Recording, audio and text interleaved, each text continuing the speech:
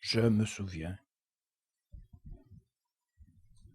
Dans les années 60, on allait au parc Jeanne-Mance pour y faire des pique-niques le dimanche. Sans le savoir, on faisait comme les familles au début du siècle.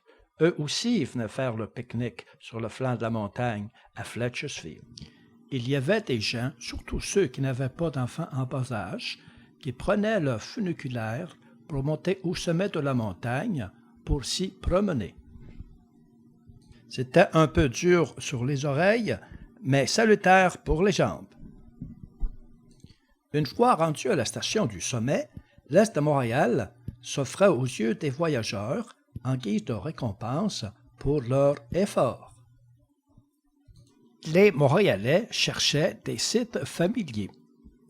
Quand ils les trouvaient, ils pointaient leurs trouvailles à leurs compagnons d'excursion.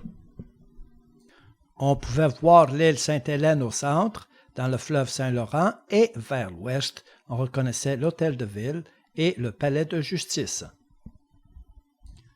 En empruntant les escaliers adjacents au funiculaire, le promeneur pouvait accéder au chemin menant à travers le sous-bois de la montagne.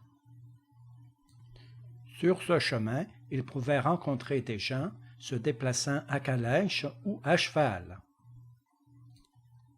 Ceux qui se proclamaient en forme pouvaient marcher vers l'ouest jusqu'au belvédère surplombant le centre de la ville. Un restaurant y était situé où les randonneurs pouvaient assouvir leur soif et manger à leur faim. Parmi les plus braves, il y en avait qui faisaient le trajet en vélo. Il ne fallait pas avoir peur des foules, car foule il y avait les dimanches.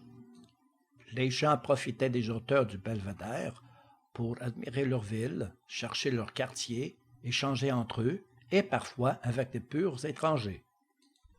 Il y avait des jeunes hommes qui ne pouvaient pas s'empêcher d'utiliser le mur du belvédère comme banc, à leur risque et péril. Que voit-on? Oui, le pont Victoria en haut vers l'ouest, les églises un peu partout.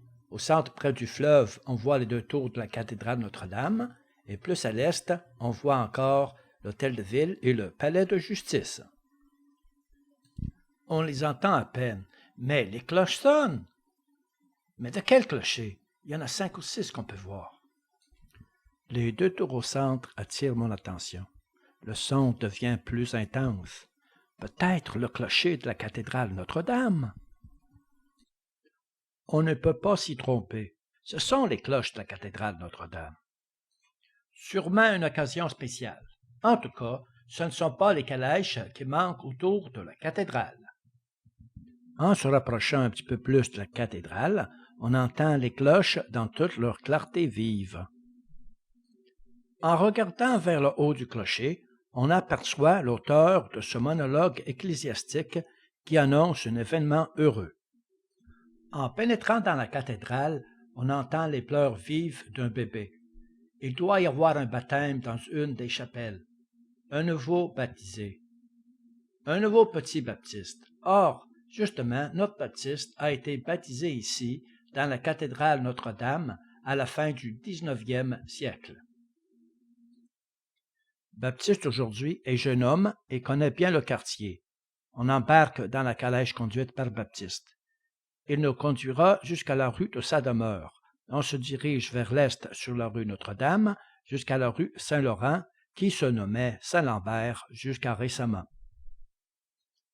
Sur la rue Saint-Laurent, on descend la côte en passant par l'édifice de la presse. En bas de la côte, on arrive sur la rue Craig. À la droite, nous apercevons la pharmacie Robert et le restaurant Olivier. Bien oui, le tramway de la rue Hôtel-de-Ville passe par ici. Et ici à la gauche, on voit The Canadian Mutoscope Company où on peut visionner des images à l'intérieur d'un appareil. Suivi par le Monument national qui abrite la Société Saint-Jean-Baptiste de Montréal. À gauche, à l'adresse 254 Saint-Laurent, on voit l'enseigne de la Williams Manufacturing Company, fabricant de dactylographes. Et de l'autre côté de la rue, il y a le Midway Moving Picture Theatre, qui est en fait une salle de cinéma. On est finalement arrivé à la rue Sainte-Catherine. Sur le côté nord à l'est de la rue Saint-Laurent, on peut voir le Théâtre français, qui, malgré son nom, est un théâtre anglais qui a osé s'établir à l'est de la rue Saint-Laurent. Maintenant, il paye cher pour sa bravade, car les Anglais ne s'y aventurent pas en assez grand nombre. On se dirige vers l'ouest sur la rue Sainte-Catherine. On y voit plusieurs édifices ayant plus de 6 étages, mais c'est l'enseigne du théâtre Casino, le théâtre vaudeville, qui attire notre attention. Juste avant la rue Saint-Charles de Borromée, on se sépare du jeune baptiste qui empruntera cette dernière car il y habite.